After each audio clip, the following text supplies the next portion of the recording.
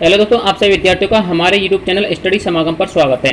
देखिए दोस्तों, आज मैं आपके लिए साइंस के इंपॉर्टेंट क्वेश्चन लेकर आया हूं जो आपके लिए राजस्थान वीडियो मेंस के एग्जाम की दृष्टि से बहुत महत्वपूर्ण है।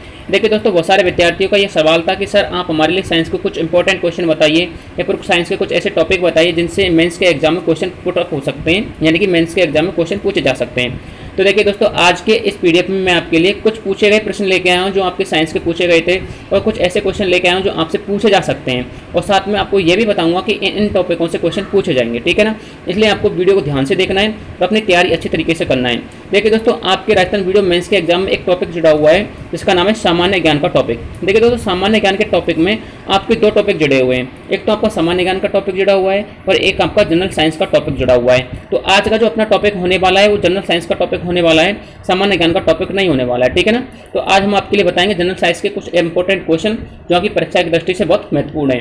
तो चलिए आपको सीधा क्वेश्चनों की तरफ लेके चलते हैं और आपको साथ साथ में ये भी बताऊंगा कि आपके यहाँ से क्वेश्चन पूछे जा सकते हैं और ये टॉपिक आपके लिए बहुत इंपॉर्टेंट है। ठीक है ना, तो एक एक क्वेश्चन का विश्लेषणात्मक अध्ययन करते हैं और एक एक क्वेश्चन को डीपली देखते हैं। ठीक है ना, और आपको ये भी बताऊंगा कि इतने डीप क्वेश्चन पूछे जा सकते हैं या फिर नहीं पूछे जा सकते हैं।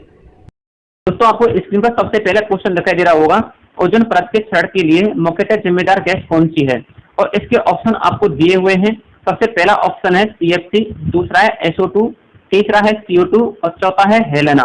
तो बताइए इसका उत्तर क्या है। देखिए दोस्तों, इसका उत्तर है CFC यानी कि क्लोरोफ्लोरोकार्बन। यानी कि कहने का मतलब यह है जो आपके वायुमंडल से संबंधित जो साइंस लगती है वहां से क्वेश्चन पूछे जाएंगे। दोस्तों, ये क्वेश्चन पूछा जा चुका है इसके राजस्थान वीडियो मेंस के एग्जाम में। ठीक है ना, इस तरह से हम आपके लिए बता सकते हैं कि आपकी जो वायुमंडल से संबंधित जो साइंस के जितने भी टॉपिक लगते हैं वो सारे टॉपिक आप कवर कर लीजिए। यदि आप चाहते हैं कि मैं आपके टॉपिक कवर करवाऊं तो आप हमारे लिए इस वीडियो को अधिक से अधिक शेयर करना, ताकि ये वीडियो अधिक से अधिक लोगों के पास जाए और हम आपके लिए ऐसे ही और टॉपिक लेके आए, अलग अलग टॉपिक पर आपके लिए साइंस के टॉपिक भी करवाएंगे, साथ में MCQ क्वेश्चन भी करवाएंगे। ठीक है ना, अब देखिए इस क्वेश्चन आपको ध्यान क्या रखना है। यदि क्वेश्चन इस तरह से आता है कि ओजोन परत के क्षरण के लिए मुख्य से जिम्मेदार गैस कौन सी है, तो इसमें आपको करना है CFC यानी कि क्लोरोफ्लोरोकार्बन। लेकिन यदि क्वेश्चन ऐसे आता है कि इनकी जो मुख्यतः जिम्मेदार गैस है ना, उनमें सर्वाधिक उत्सर्जन किस गैस का होता है, तो उसके लिए उत्तर होगा आपका CO2। ठीक है ना, कौन सा होगा CO2, यानी कि CFC के अंतर्गत सर्वाधिक उत्सर्जन होता है CO2 का। ठीक है ना, याद रखना इस चीज को। अगला क्वेश्चन है आपका, दैनिक ज्वार भाटा के मध्य समय अंतर कितना होता है, और ऑप्शन आपके सामने दिए हुए हैं। सबसे पहला ऑप्शन है 12 घंटे 16 मिनट, दूसरा है 24 घंटे 32 मिनट, तीसरा है 12 घंटे 26 मिनट और चौथा है 24 घंटे 52 मिनट। तो बताइए इसका उत्तर क्या हो सकता है। देखिए इसका उत्तर है 24 घंटे 52 मिनट। ठीक है ना, इसके बाद अगला क्वेश्चन है आपका, प्रति व्यक्ति सर्वाधिक कार्बन डाइऑक्साइड उत्सर्जित करने वाला देश कौन सा है। तो बताइए इसका उत्तर कौन सा है, और ऑप्शन आपके सामने दिए हुए हैं। सबसे पहला ऑप्शन है चीन, दूसरा है कनाडा, तीसरा है भारत और चौथा है अमेरिका। तो बताइए क्या हो सकता है इसका उत्तर। देखिए दोस्तों, इसका सबसे पहला जो उत्तर है वो है कनाडा। ठीक है ना, कनाडा में लगभग 60 lakh tonne carbon dioxide gas का उत्सर्जन किया जाता है। यदि दूसरे नंबर पर पूछता है ना, तो दूसरे नंबर पर आता है आपका अमेरिका। ठीक है ना, अमेरिका में लगभग 20 लाख टन गैस यानी जो कार्बन डाइऑक्साइड गैस होती है उसका उत्सर्जन किया जाता है। ठीक है ना, याद रखना इस चीज को। अब बात करते हैं अगले क्वेश्चन की। अगला क्वेश्चन है, निम्नलिखित में से कौन सी ग्रीन हाउस गैस है। तो कौन सी ग्रीन हाउस गैस है बताइए, CFC। ठीक है ना, कौन सी है, CFC आपकी ग्रीन हाउस गैस होती है। थोड़ी देर पहले मैंने आपको बताया था इसका उत्तर।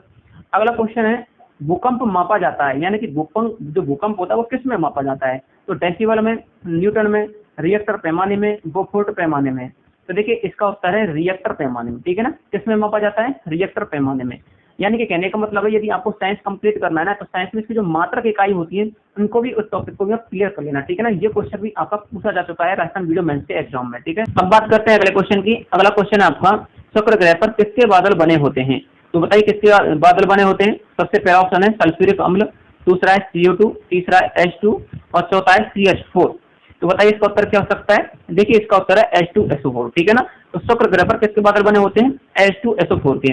मैंने आपको पहले बताया था कि वायुमंडल से संबंधित आपकी जितने भी साइंस के टॉपिक लगते हैं सारे आपको क्लियर करने हैं। ठीक है ना, इसी तरह के क्वेश्चन पूछे जाएंगे, ज्यादा डीपली क्वेश्चन नहीं पूछा जाएगा। ठीक है ना, एक आध दो क्वेश्चन आ सकता है, वो एक आध दो क्वेश्चन तभी आ सकता है जब आपके लगभग 4 क्वेश्चन जो आपके साइंस के पूछे जाते हैं, तो उसमें एक आध क्वेश्चन ऐसा आ सकता है जो डीपली हो सकता है। लेकिन आपके 3 क्वेश्चन ऐसे आएंगे जो बिल्कुल ऊपर से पूछे जाएंगे, और आपकी जो दैनिक साइंस होती है ना, दैनिक जीवन की साइंस, उसी से क्वेश्चन पूछे जाएंगे। ठीक है ना, इसलिए आपको साइंस को लेकर के ज्यादा घबराना नहीं है। यदि आप चाहते हैं तो मैं आपको इसके ऊपर टॉपिक बाय टॉपिक वीडियो बना दूंगा, 1-2 दिन के टॉपिक लगते हैं सारे के सारे। ठीक है ना, अब बात करते हैं अगले क्वेश्चन की। अगला क्वेश्चन है, परमाणु बम का सिद्धांत किस पर आधारित है।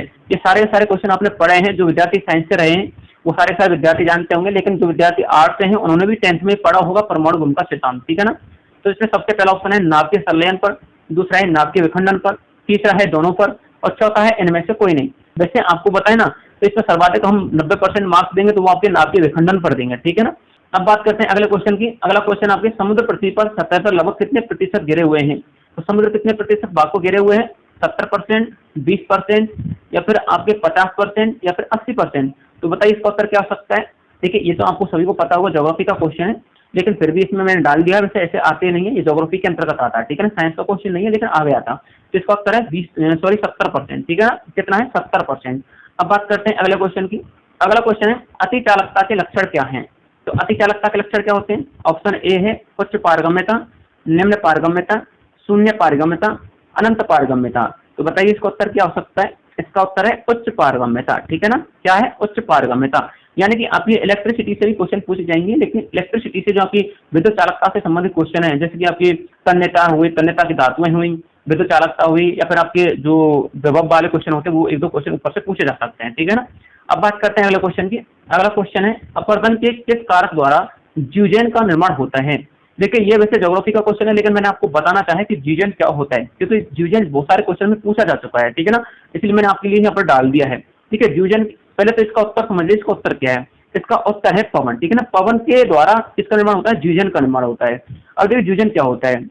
ज्यूजेन एक तरह से एक मेजनुमा चट्टानें होती है, यानी कि इस तरह से यदि दो चट्टानें आपकी खड़ी हुई है ना, यदि इन चट्टानों पर हवा चलेगी इस तरह से, तो ये चट्टानें इस तरह से लेट जाएंगी, ठीक है ना, लेट गई ना। अब लेट जाने के बाद एक समतल हो जाती है, चिकनी हो जाती है। चिकनी हो जाने के बाद धीरे धीरे धीरे धीरे इस तरह से टोपी नुमा आकृति बना लेती हैं, ठीक है ना। तो इस तरह से हवाओं के द्वारा जो मेजनुमा चट्टानें होती हैं वो टोपी नुमा आकृति में ढल जाती हैं। इस प्रकार की चट्टानों को ज्यूजेन कहा जाता है, ठीक है ना, याद रखना क्या कहा जाता है? ज्यूजेन कहा जाता है। अब बात करते हैं अगले क्वेश्चन की। अगला क्वेश्चन है वायु में ध्वनि का वेग कितना होता है? ये आपके नॉर्मल जनरल साइंस का क्वेश्चन है, यदि आप ऑप्शनल क्वेश्चन भी करके जाओगे ना तो भी आप सारे के सारे क्वेश्चन करके आ जाओगे, ठीक है। तो वायु में ध्वनि का वेग कितना होता है? सभी को पता है 330 मीटर प्रति सेकंड होता है, ठीक है ना। कितना होता है? 330 मीटर प्रति सेकंड। अब बात करते हैं अगले क्वेश्चन की। अगला क्वेश्चन है आपका पृथ्वी के गुरुत्वाकर्षण का कितना भाग तो चंद्रमा के गुरुत्वाकर्षण के सबसे अधिक नजदीक होता है? देखिए भाव नहीं है, ये भाग है, ठीक है ना। कितना भाग चंद्रमा के गुरुत्वाकर्षण के सबसे अधिक नजदीक होता है?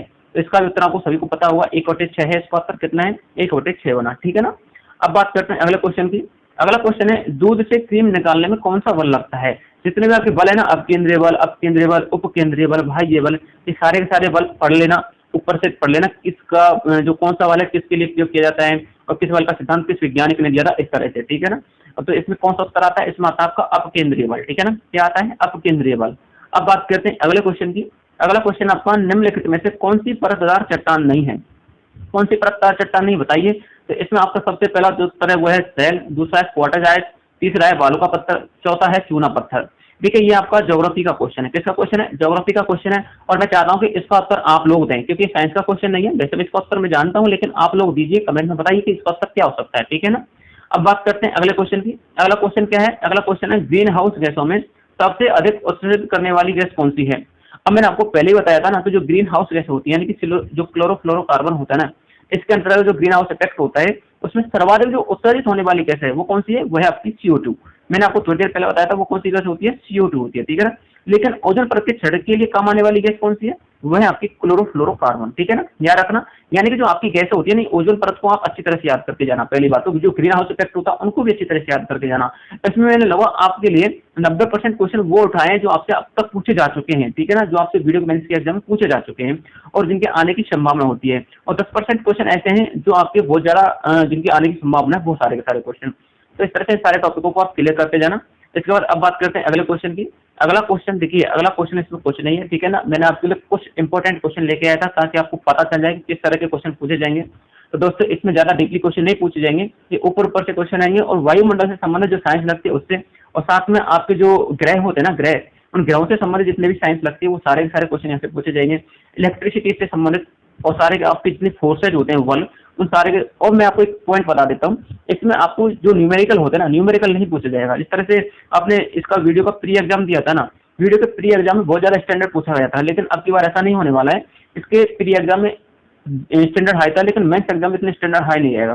साइंस के अंतर्गत तो हम आपको बता सकते हैं कि साइंस के अंतर्गत तो स्टैंडर्ड हाई आने वाला नहीं है, इसलिए आपको साइंस तो ऊपर ऊपर से पढ़नी है और जो दैनिक जीवन की साइंस है वही पढ़नी है, ठीक है ना। क्योंकि साइंस का आपका कोई स्पेशल टॉपिक नहीं लगा हुआ है, साइंस का जो टॉपिक है ना वो इसमें घुसा हुआ है, इसमें सामान्य ज्ञान के टॉपिक में घुसा हुआ है, ठीक है ना। इसलिए दोस्तों आप अपनी तैयारी इसी तरह से करना, और जिस टॉपिक पर आप वीडियो चाहते हो ना मैं उसी टॉपिक पर वीडियो लेके आऊंगा। ऑप्शनल क्वेश्चन नहीं, एमसीक्यू क्वेश्चन नहीं, मैं आपको टॉपिक बाय टॉपिक वीडियो पढ़ाऊंगा, उसके बाद एमसीक्यू क्वेश्चन कराऊंगा। आप मेरी पिछली वीडियो में जाके देख सकते हो, मैंने आपको जो है टॉपिक बाय टॉपिक वीडियो पढ़ाया है और उसके बाद एमसीक्यू करवाया है, ठीक है ना। दोस्तों चैनल को सब्सक्राइब जरूर कर देना और वीडियो को लाइक कर देना और अपने दोस्तों के साथ इस वीडियो को शेयर जरूर कर देना, ठीक है ना।